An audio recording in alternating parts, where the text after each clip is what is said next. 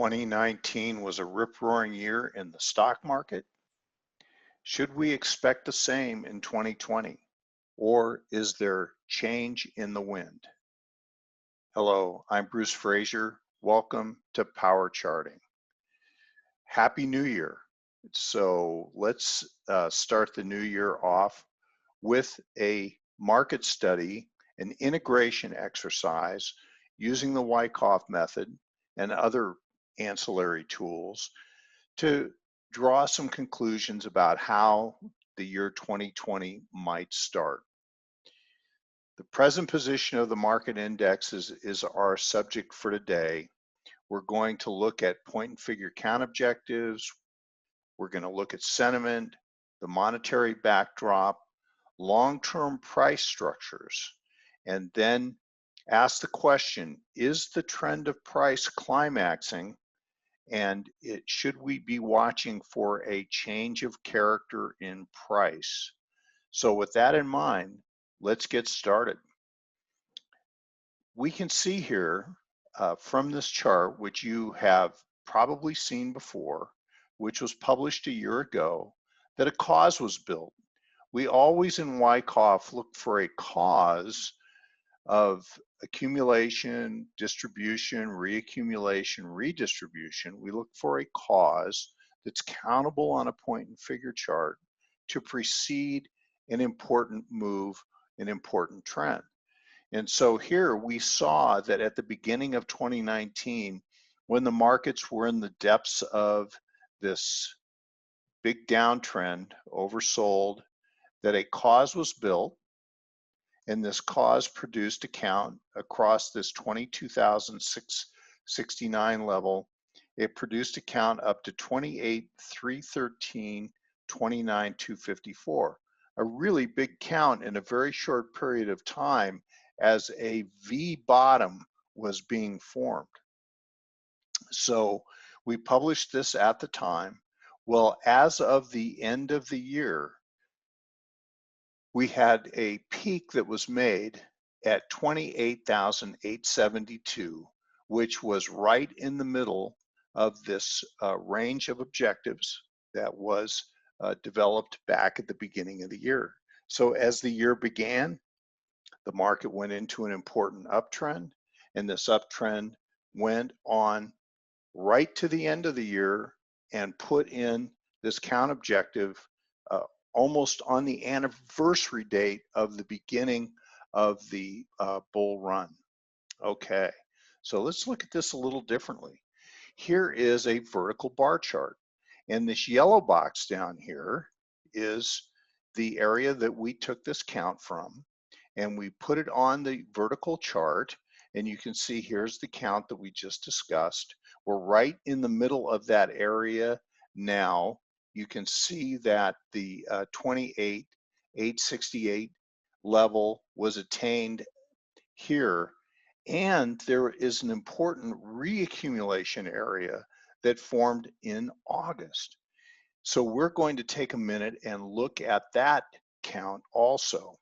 That count takes us up, and I'll show you the PNF in a minute, 29,509, 30,177. You can see that the 29,509 number is very close to the extreme count here, 29,254. So we would call this a confirming count. So the reaccumulation count is confirming the accumulation count at the beginning of the move. And so this low was made on Christmas Eve 2018, and we can see that it has gone right up to the anniversary date in the end of 2019. So drawing a trend channel, we can see that using the classic traditional form of trend analysis, the Wyckoff method, where we take two adjacent lows and we draw a trend line across those, we can see that this trend line has gone up, has been touched again in early October as a very important swing trading rally had developed. And then this rally carried the in this case, the Dow Industrials right up to the overbought line, which is this dotted line. And here we are at the end of the year, going up in a rather dramatic fashion up into the overbought condition as defined by this trend channel. And so we fulfilled point and figure count objectives. We've had a confirming count. We've had a phenomenal epic 2019 uptrend. Now we're overbought at the top of the channel, and point and figure objectives have nearly been fulfilled. You could argue that they have been fulfilled, actually. So with this in mind, the fuel tank is almost empty. We're at the top of a channel, which is an overbought condition. What should we expect next? Here is the point and figure count that was the reaccumulation count that came in August of 2019. And this count you can see across here is a count that produced this objective that could possibly get us over 30,000 here in the not too distant future. And then I actually added this additional count, larger count, more speculative, which takes us up. I just put the conservative count, 31,668. So there's actually a larger count available, and we'll call that a speculative count at this time. So now here's another interesting development. As we have come into the end of the year, now this is intraday. You know how I love to do intraday point and figure. This is 5-minute data. So very short-term data, 3-box reversal method, ATR scaling. And so there is a reaccumulation on a very minor scale that formed in the end of this accelerating uptrend. And what I'd like to point out, because we might look at this and say, oh, this is distribution. Well, what would diminish the likelihood that this is distribution is look at the volume. We have volatility coming in as we're going through this sideways action, but notice how on the declining columns, as we can see with the red here, look at how low the volume is. The volume is quite low, which shows that no supply is coming in as volatility is developing, which leads us to think, this is reaccumulation, not redistribution. This is not out of its range yet. You can see it's just right there. But this small reaccumulation has given us a count in the area of the count line of 28,531 has given us a count to 29,317, 29,425 on this more conservative 11 column count. And that is another reaccumulation confirming count, similar in its objective to the one we looked at from August. And so then we also, if we extend our count out to this larger area, which is the breakdown to this low, which produces an up thrust, but then back into the range again, this takes us 29,777 to almost 30,000, 29,912. And so there is evidence here that suggests that the market might just continue to accelerate up into this 29 area, 29,000 area before this uptrend is done.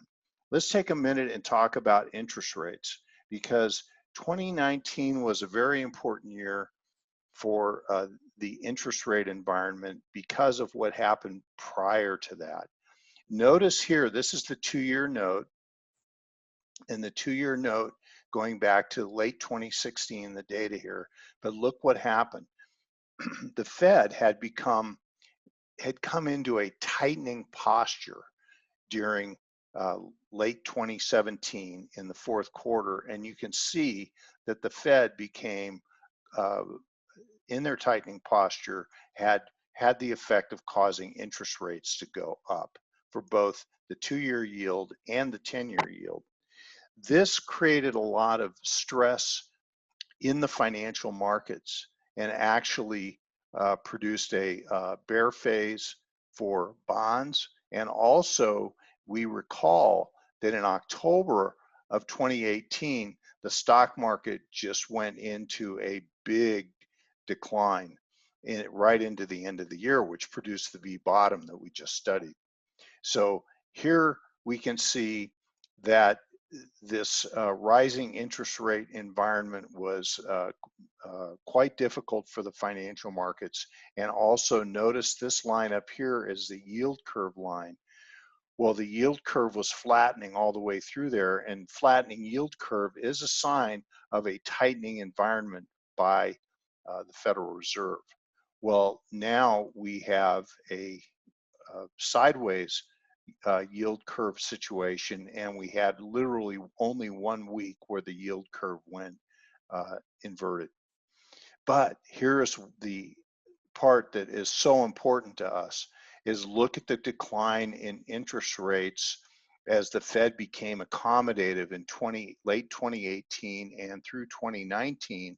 And this is the high-powered money that came in to the markets, which helped to propel the big upward move in the stock market in 2019.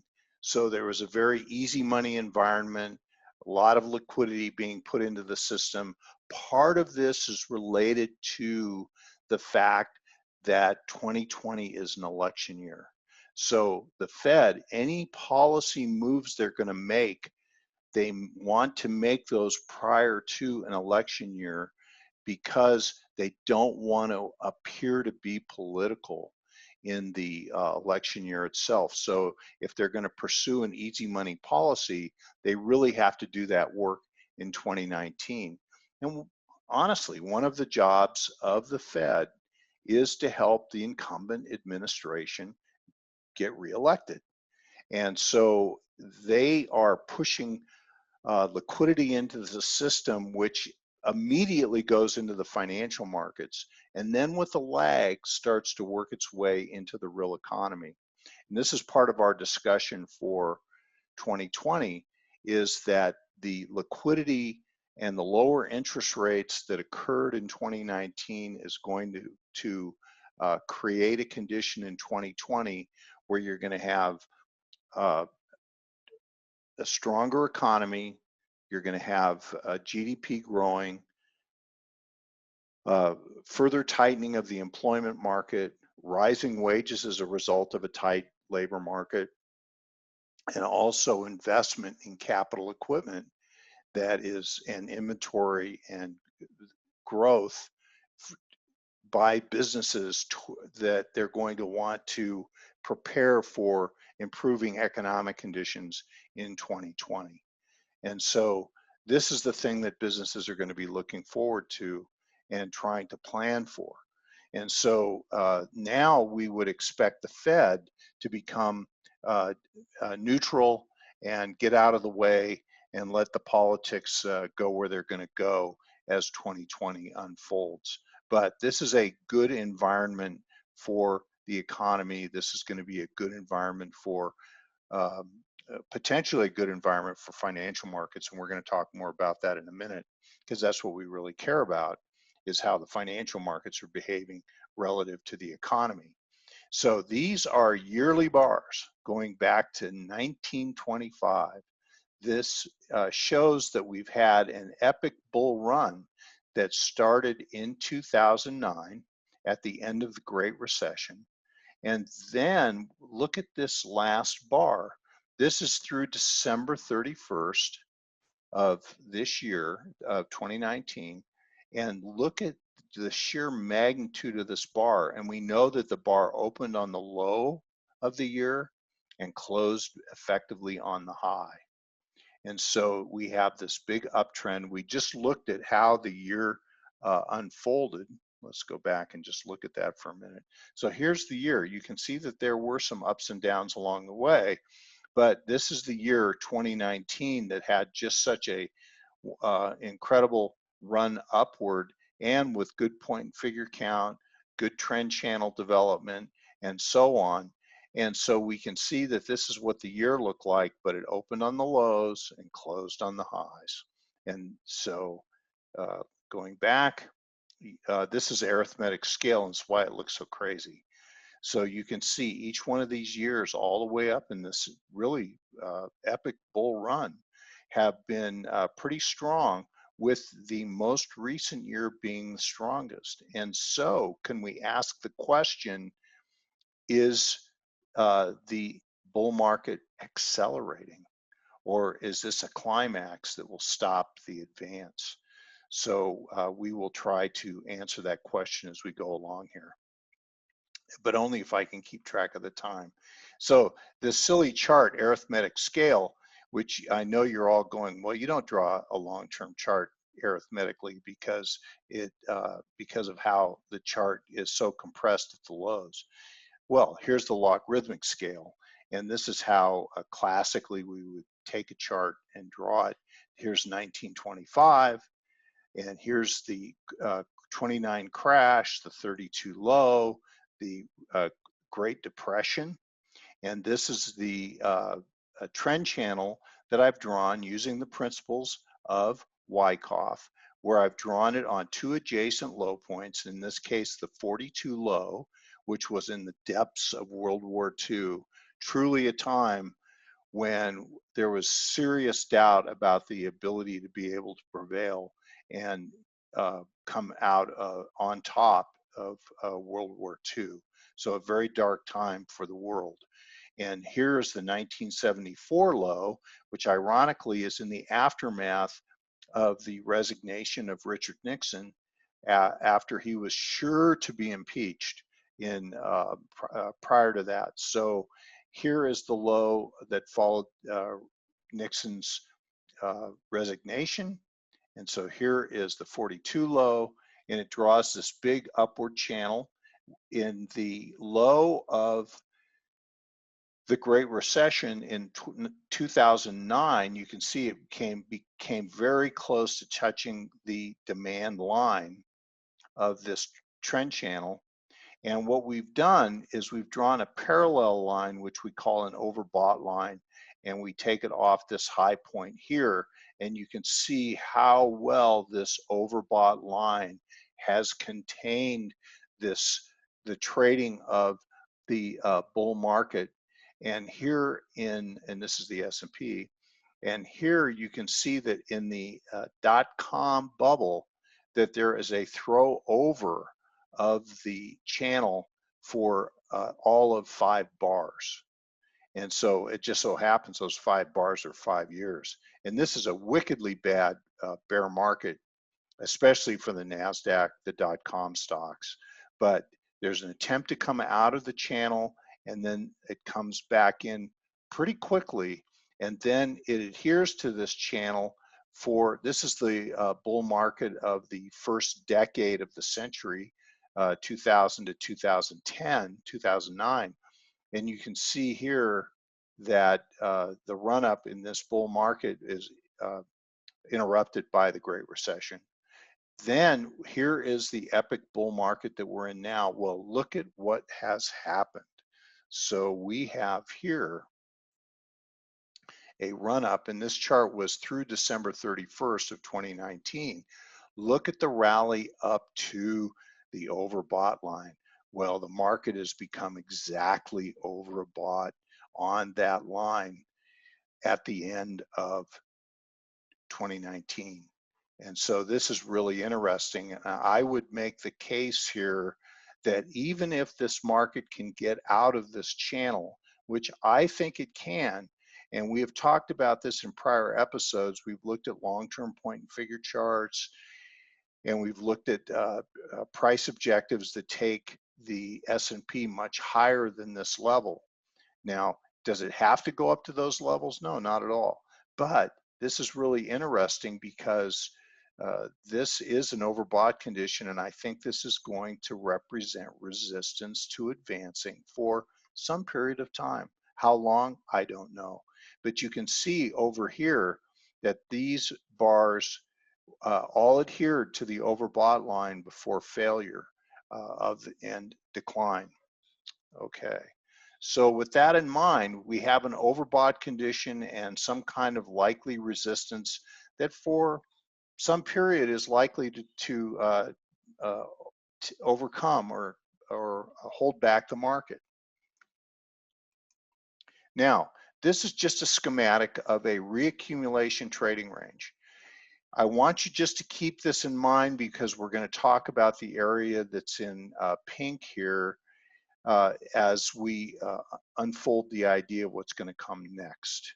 So we'll come back to this, but we have, as we've come into this rising trend, we have a point and figure count that's been fulfilled. We're at the top of a channel. We're at the top of a channel, a very long-term yearly channel and a daily channel. So we looked at both of those. The market has been somewhat climactic into year end. Now let's talk about sentiment. And well, we'll look at that in a minute, but I want to show you this chart, which you may have seen this in the past. I showed it once before in an earlier episode, but I want to add to this with some additional thinking. This is a 116-year span of data, but it's every fourth year. And this is the US presidential election years, going back 116 years. And they're all added together, summed up day by day through the year, and summed up and then indexed to 100.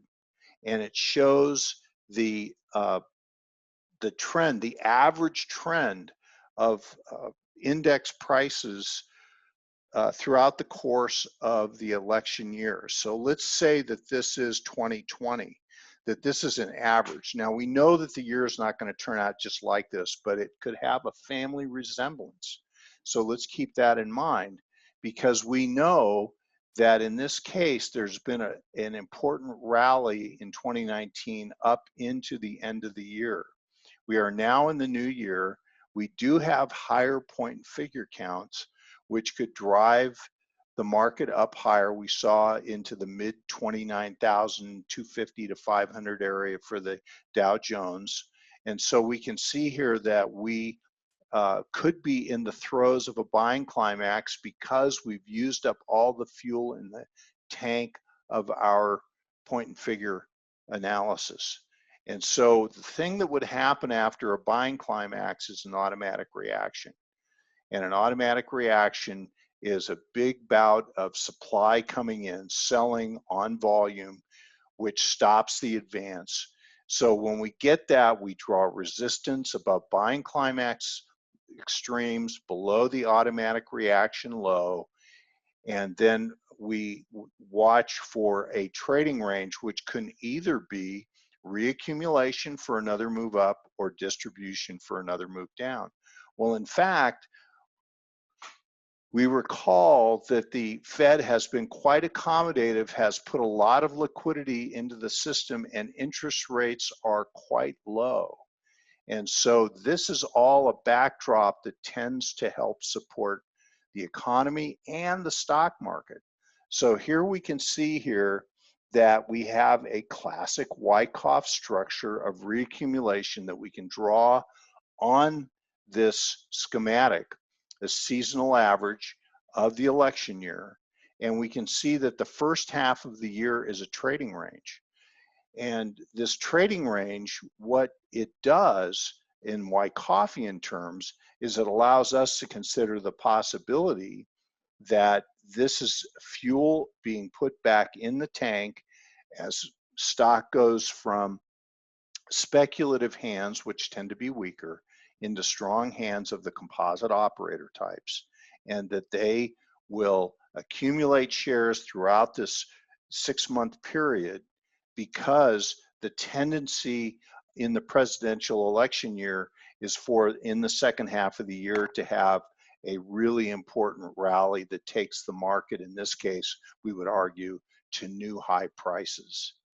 And so this yellow area represents an example of where a point and figure count could be taken that gives us a very large 6-month count for an important move higher, which would then take us out of above the overbought condition on the trend channel we saw on those yearly bars.